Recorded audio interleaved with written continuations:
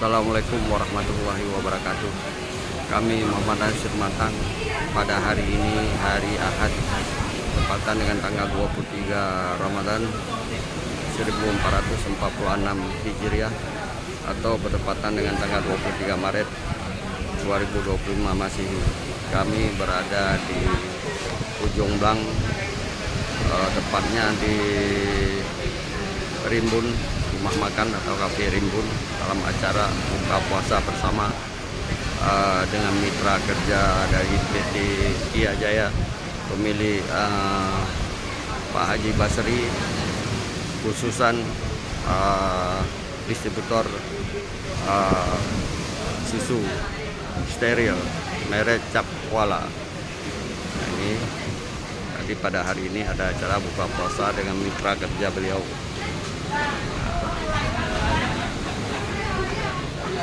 Udi Kia Jaya. Ini ada Jad.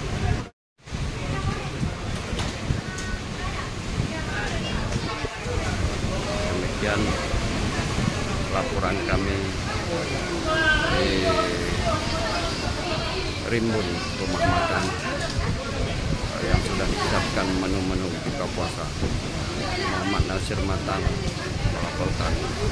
Assalamualaikum warahmatullahi wabarakatuh. Assalamualaikum warahmatullahi wabarakatuh. Bismillahirrahmanirrahim. Subhanahu wa ta'ala atas segala limpahan rahmat nikmat Allah berikan kepada kita semuanya. Dan atas satu keluarga besar Udi Kia Jaya pada hari kita berkumpul di tempat ini dalam acara buka puasa bersama. Salam dan salam semoga Allah limpahkan iman besar Muhammad Sallallahu Alaihi Wasallam serta sahabat keluarga inti beliau yang mulia hingga akhir zaman. Kita terhormati Bapak Pimpinan Udi Kia Jaya serta seluruh keluarga besar Udi Kia Jaya dan hadirin hadirat yang telah berhadir pada seri yang berbahagia ini. Alhamdulillah pada sore ini kita berkumpul di sini dalam acara buka puasa bersama keluarga besar Udi Kia Jaya untuk Semawe. Pada kesempatan ini sebelum kita laksanakan buka puasa bersama, terlebih dahulu kita akan mendengarkan tausiah yang pada sore hari ini akan disampaikan oleh Ustaz Imanullah Karim kepada Ustaz dengan Bapak kami persilakan.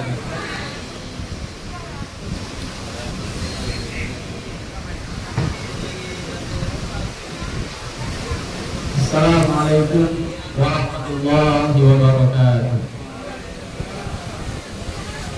Alhamdulillah rabbil alamin alladzi nahmaduhu wa nasta'inuhu wa nastaghfiruh wa na'udzu billahi min shururi anfusina wa min sayyiati a'malina. May yahdihillahu fala mudilla lahu wa may yudlil fala hadiya lahu. Asyhadu an la ilaha illallah wahdahu la syarika lahu وأشهد أن محمدا عبده ورسوله الذي لا نبي بعده. اللهم فصل وسلم وبارك على نبينا محمد صلى الله عليه وسلم تسليما كثيرا وصلى الله على آله وصحبه أجمعين. أعوذ بالله من الشيطان الرجيم. بسم الله الرحمن الرحيم. وَقُلْ اعْمَلُوا فَسَيَرَى اللَّهُ عَمَلَكُمْ وَرَسُولُهُ وَالْمُؤْمِنُونَ وَسَتُرَدُّونَ إِلَى عَالِمِ الْغَيْبِ وَالشَّهَادَةِ وَيُنَبِّئُكُم بِمَا كُنتُمْ تَعْمَلُونَ. Sadaqallahul azim. Puji dan syukur panjatkan kehadirat Allah Subhanahu wa taala atas segala bentuk limpahan rahmat dan juga curahan nikmatnya kepada kita semua. Dan kemudian tak lupa salawat dan salam semoga senantiasa berrahmat kepada baginda Rasulullah Muhammad Sallallahu Alaihi Wasallam. Begitu pula kepada para keluarganya dan juga kepada para sahabatnya sekalian. Penghormatan kami kepada pimpinan Udi Kia Jaya beserta seluruh keluarga, staf dan karyawan dan juga bapak ibu kami undangan. Alhamdulillah berkumpul di sini menjelang berbuka puasa.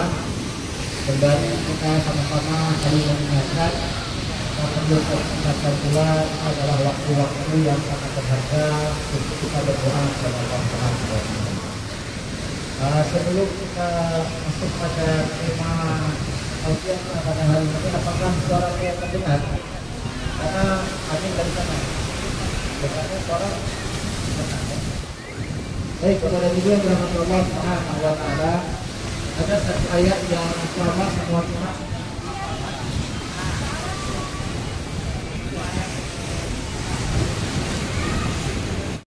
Dalam surah Al-Jariyah, yang di sana Allah Subhanahu wa Ta'ala berfirman, "A'udzu billahi minasyaitonir rajim. Bismillahirrahmanirrahim.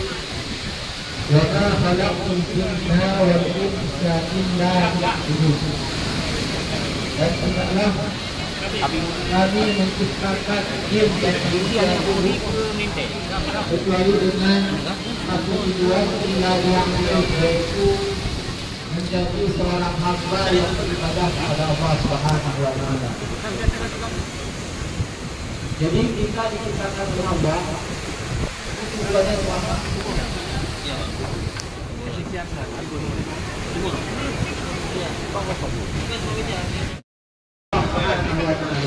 Bagaimana yang kita ibadah itu ada yang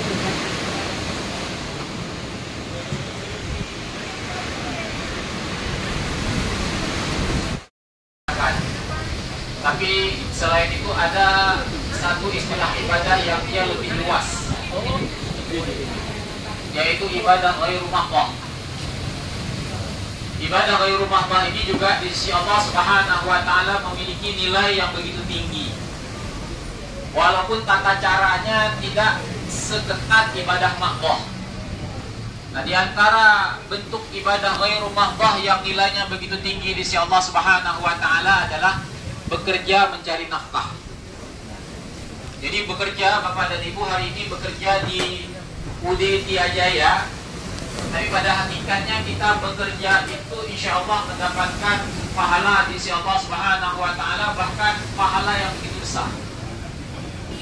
Ada satu hadis Nabi SAW, di sana Rasulullah mengatakan, "Dinarun anfaqtahu ala fi sabilillah." Satu dinar yang engkau infakkan di jalan Allah. Wa dinarun asfaqtahu fi raqabah. Satu dinar yang kau belanjakan untuk memerdekakan budak. Wa dinarun tasaddaqta bihi ala miskinin. Satu dinar yang kau sedekahkan untuk orang miskin.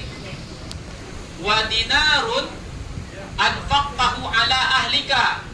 Dan satu dinar yang kau gunakan untuk keluargamu. A'dhamuha ajran alladhi anfaqtahu ala ahlika.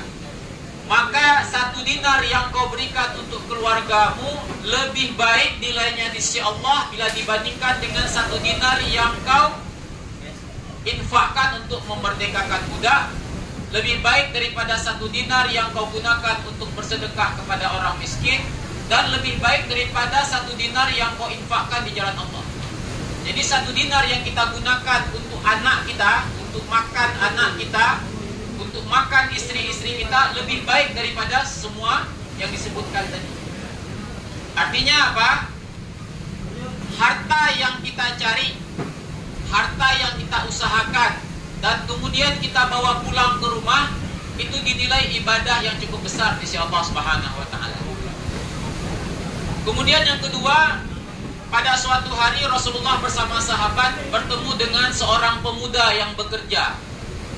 Ada yang dikatakan bekerja mengumpulkan kayu bakar.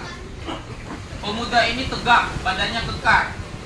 Dan kemudian para sahabat mengatakan, alangkah baiknya jika pemuda ini memanfaatkan kekuatannya, memanfaatkan kepemudaannya, dan memanfaatkan keahliannya untuk berperang di jalan Allah, sehingga wafat di jalan Allah. Dan kemudian Rasulullah SAW bertanya kepada para sahabat, apakah kalian mengira orang yang berjihad di jalan Allah itu hanya orang yang berperang saja? Tidak, kata Nabi.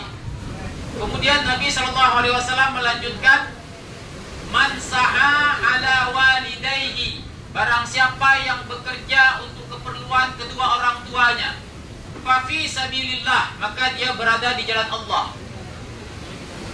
Kemudian Rasulullah menjelaskan lagi, man sa'a ala iyalihi, barang siapa yang bekerja untuk keperluan keluarganya, fa fi sabilillah, maka dia berada di jalan Allah Subhanahu wa taala. Nah, yang terakhir apa kata Nabi sallallahu alaihi wasallam? Man sa'a ala mukathiran, akan tetapi kalau dia bekerja hanya semata-mata memperbanyak hartanya, mengumpulkan hartanya, fa fi sabilihi syaitan, maka dia berada di jalan syaitan. Maka siapa saja yang bekerja untuk keperluan kedua orang tuanya, siapa saja yang bekerja untuk keperluan anak dan istrinya, dia mati di sana, maka dia mendapatkan pahala syahid. Jadi Rasulullah SAW ingin membenarkan pemahaman sahabat bahwa orang yang mendapatkan pahala syahid tidak hanya dan tidak harus orang yang pergi berperang, tapi ketika dia keluar dari rumahnya, mengusahakan nafkah untuk anak dan istrinya, maka dia berada di jalan Allah Subhanahu wa taala. Dan andai saja dia gugur dalam aktivitas itu, maka dia mendapatkan pahala syahid. Namun sidang jamaah yang dirahmati Allah Subhanahu wa taala, mengapa pada kenyataannya pada hari ini orang bekerja mencari nafkah, tapi dia tidak mendapat pahala tadi? Dia tidak mendapatkan keutamaan berlelah-lelah mencari nafkah untuk keluarganya. Ada 3 penyebab. Yang pertama, dia keluar dari rumah mencari nafkah, niatnya bukan karena Allah Subhanahu wa taala. Jadi hanya semata-mata dia keluar untuk mencari harta dan dia simpan. Tidak ada karena Allah di sana. Maka inilah yang membuat walaupun amal yang dia lakukan sebenarnya amal yang bernilai di sisi Allah Subhanahu wa taala, akan tetapi karena tidak diniatkan karena Allah, maka tidak mendapatkan keutamaan. Jadi pada hari kiamat nanti ada begitu banyak orang yang terkejut.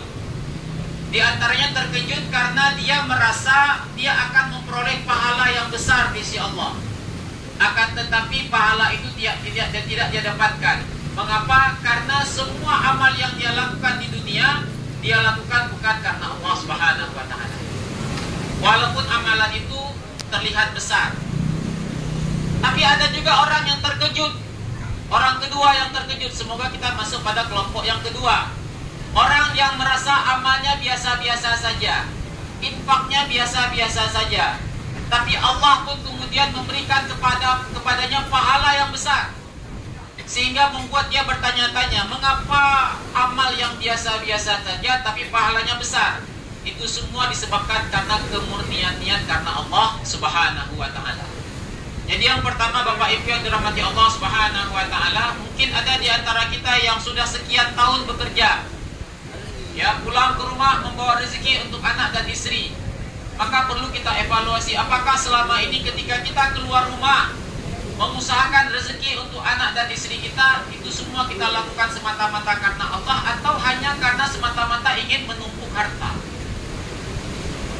Kemudian yang kedua, yang mengakibatkan usaha kita mencari rezeki tapi tidak memperoleh pahala di sisi Allah Subhanahu wa taala, karena aktivitas kita mencari rezeki mengganggu ibadah makhluk.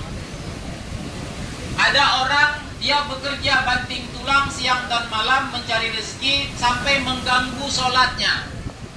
Lalai dia mengerjakan sholat, terlantar sholatnya gara-gara alasannya bekerja. Maka pekerjaannya ini walaupun pada hakikatnya adalah pekerjaan yang mulia, yang Allah cintai, tapi ketika mengganggu ibadah makhluknya, maka semua itu menjadi sia-sia. Banyak orang pada hari ini bisa terlambat sholatnya, bahkan bisa meninggalkan sholat hanya semata-mata karena pekerjaan, sibuk bekerja. Maka semua pekerjaan itu ketika dia pulang ke rumah tidak dinilai oleh Allah Subhanahu wa taala sebagai amal kebaikan. Justru membuat dia menjadi manusia-manusia yang celaka. Tidak ada keberkahan dari rezeki yang dia bawa pulang ke rumah. Apalagi ketika pekerjaannya itu menghasilkan harta, yang kemudian pada hartanya itu ada kewajiban untuk disisihkan sebagian sebagai harta sedekah kah, atau sebagai harta zakat, tapi dia tidak penuhi, maka itu juga akan mengakibatkan pekerjaan yang dia lakukan tidak memperoleh keberkahan dan tidak memperoleh pahala di sisi Allah Subhanahu wa Ta'ala. Artinya apa? Kelelahan kita mencari nafkah untuk keluarga kita menjadi sia-sia. Dua. Jadi yang pertama tadi, dia bekerja tidak diniatkan karena Allah. Yang kedua, dia bekerja tapi mengganggu ibadahnya kepada Allah Subhanahu wa Ta'ala, yaitu ibadah wajib. Nah, yang ketiga, yang terakhir, karena waktu kita terbatas, yang mengakibatkan usaha kita mencari nafkah tidak kemudian berbuah pahala di sisi Allah Subhanahu wa Ta'ala, karena ketika kita bekerja kita tidak amanah dengan pekerjaan kita. Ini sebenarnya efek dari poin pertama dan yang kedua. Biasanya orang yang bekerja bukan karena Allah Subhanahu wa Ta'ala sulit akan menjadi orang yang amanah. Orang yang bekerja bukan karena Allah Subhanahu wa Ta'ala sulit akan bekerja secara profesional. Biasanya dia hanya berpikir haknya saja, lupa pada kewajiban. Jadi dia cukup ingat, cukup bisa menghitung dengan detail haknya dia apa saja, tapi kewajibannya lupa. Karena apa? Karena dia tidak bekerja karena Allah Subhanahu wa Ta'ala. Orang yang bekerja secara amanah ini akan mengakibatkan rezeki yang dia bawa pulang itu berkah, terhindar dari haram bahkan syubhat. Dan ini penting Bapak Ibu. Ini penting dan ini yang terpenting. Ada satu kisah seorang ulama besar, Pak Amin kalau sudah mau dekat ke sini ya. Ada seorang ulama yang bernama Abdullah bin Mubarak, atau disebut dengan Ibnu Mubarak. Ibnu Hajar Al-Asqalani mengatakan Abdullah bin Mubarak ini sebagai jumi'at fihi khisalul khair, ulama yang ideal. Jumi'at fihi khisalul khair, semua kebaikan ada padanya. Enggak semua ulama punya seperti beliau. Ada ulama hebat ilmunya, ibadahnya biasa-biasa saja. Ada ulama hebat ilmunya, ibadahnya hebat, tapi tidak kaya. Ada ulama ilmunya hebat, ibadahnya hebat, kaya, tapi tidak pernah jihad fisabilillah. Ada saja yang kurang. Abdullah bin Mubarak ilmunya hebat, ibadahnya hebat, jihad fisabilillah, kaya raya. Ini ideal. Bahkan seorang Yahudi mengakui keutamaan Abdullah bin Mubarak, walaupun kisah yang terakhir ini yang Yahudi ini belum tervalidasi sahih atau tidak. Jadi dikatakan bahwa Yahudi ini bertetangga dengan Abdullah bin Mubarak. Dia mau jual rumah, katakanlah pada hari ini harga rumah pasarannya 400 juta, tapi dia jual 800 juta. Orang bertanya, kenapa bisa mahal kali? 400 juta harga rumah, 400 juta lagi karena bertetangga dengan Abdullah bin Mubarak. Anda belum merasa bertetangga dengan beliau. Nah, pertanyaannya, sehebat ini Abdullah bin Mubarak, siapa ayahnya? Ayahnya bernama Mubarak. Siapa Mubarak ini? Bukan siapa-siapa ternyata Pak. Hanya seorang budak yang menjaga sebuah kebun kurma, sebuah kebun delima. Nah, bagaimana kisahnya? Jadi pada suatu ketika pemilik kebun delima itu kedatangan tamu. Ini budak ini, Mubarak ini budak.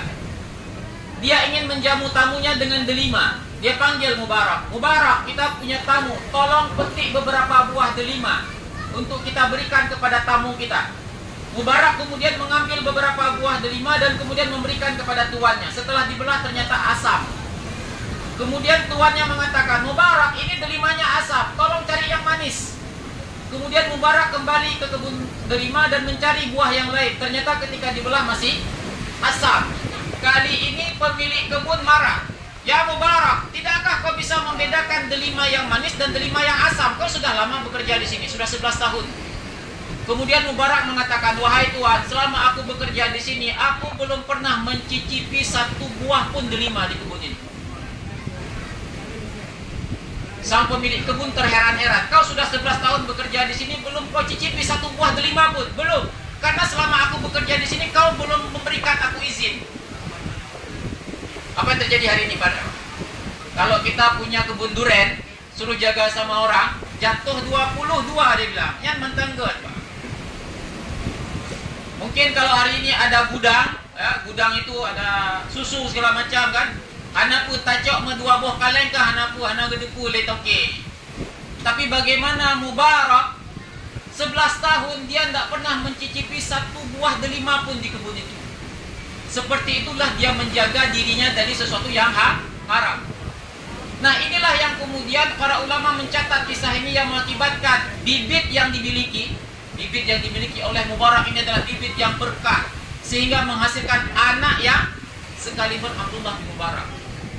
Oleh karena itu Bapak yang dirahmati Allah Subhanahu wa taala, pada hari ini kita mungkin disibukkan ketika kita punya anak, mana lembaga pendidikan yang hebat, mana lembaga pendidikan yang berkualitas, tapi kita lupa bahwa kualitas pendidikan anak itu ada pada harta yang kita bawa. Tidak akan berarti sekolah favorit, tidak akan berarti guru-guru yang hebat kalau anak yang tumbuh di rumah kita itu kita beri makan dengan makanan yang haram. Dan itu bersumber dari pekerjaan yang amanah. Kalau kita melihat ulama-ulama besar yang lain, Imam An-Nawawi, itu kalau kita lihat siapa bapaknya, bukan orang hebat juga Pak. Itu juga pekerja kebun. Tapi bapaknya Imam An-Nawawi bahkan sampai pada level, kalau dikatakan hari ini, beliau tidak mau memakan hasil bumi dari negeri Irak. Kalau hari ini Pak, semua kita termasuk saya, paling tidak rezeki kita syubhat kan dari pajak. Pajak itu mulabu-labu. Nah, Bapak Imam An-Nawawi itu tidak mau makan hasil bumi dari negeri Irak. Kenapa dari negeri Irak itu tidak mau dimakan hasil buminya? Karena ketika masa Umar bin Khattab dulu, negeri Irak itu diwakafkan untuk kaum muslimin. Jadi nggak boleh jadi milik pribadi. Tapi di kemudian hari jadi milik pribadi dan diusahakan sehingga hasil bumi dari negeri Irak itu diragukan kehalalannya. Tidak mau makan Imam An-Nawawi, Bapak Imam An-Nawawi. Sebegitunya. Jadi dia cari, ini dari mana ini? Ini kurma dari mana? Dari negeri Irak, nggak mau makan. Ini sayap dari mana? Dari negeri Irak, nggak mau makan. Sebegitunya dia menjaga tubuhnya, jangankan dari perkara yang haram, dari syubhat dia jaga. Bagaimana anaknya Imam An-Nawawi? Imam Syafi'i juga begitu. Jadi semua ulama-ulama hebat dulu ternyata ayah-ayah mereka bukan orang hebat, bukan doktor, bukan profesor, tapi ayah-ayah mereka adalah ayah-ayah yang begitu ketat dalam membawa makanan dari luar rumah menuju rumahnya dengan makanan yang terjaga. Bukan saja terjaga dari keharaman, tapi juga terjaga dari sesuatu yang syubhat. Nah, yang ketiga ini yang perlu kita sama-sama usahakan Bapak dan Ibu yang dirahmati Allah Subhanahu wa taala. Jadi amanahnya kita menjadi seorang pekerja itu akan memberikan kepada kita manfaat bukan hanya untuk kita, tapi juga untuk anak keturunan kita. Insya Allah ketika kita memang benar-benar membawa harta yang kita bawa pulang ke rumah itu dari sumber yang halal, maka Allah Subhanahu wa taala pun akan menjadikan anak-anak kita menjadi anak-anak yang soleh. Tapi sebaliknya, ketika kita mengupayakan semuanya itu dari perkara yang haram, maka ada banyak petaka yang bisa kita dapatkan. Fa'tabiru ya ulil absar la'allakum turhamun. Semoga menjadi pelajaran bagi kita semua. Subhanakallahumma wa bihamdika asyhadu an la ilaha illa anta astaghfiruka wa atubu ilaik. Assalamualaikum warahmatullahi wabarakatuh. Demikian tausiah yang disampaikan Bapak dan Ibu sekalian, demikian tadi telah kita ikuti bersama tausiah yang telah disampaikan oleh Ustaz Aminullah. Semoga imanullah maksudnya. Semoga apa yang beliau sampaikan ini bermanfaat bagi kita semuanya. Dan sesaat lagi, walaupun Ustaz sudah menutup tausiahnya, tapi kita belum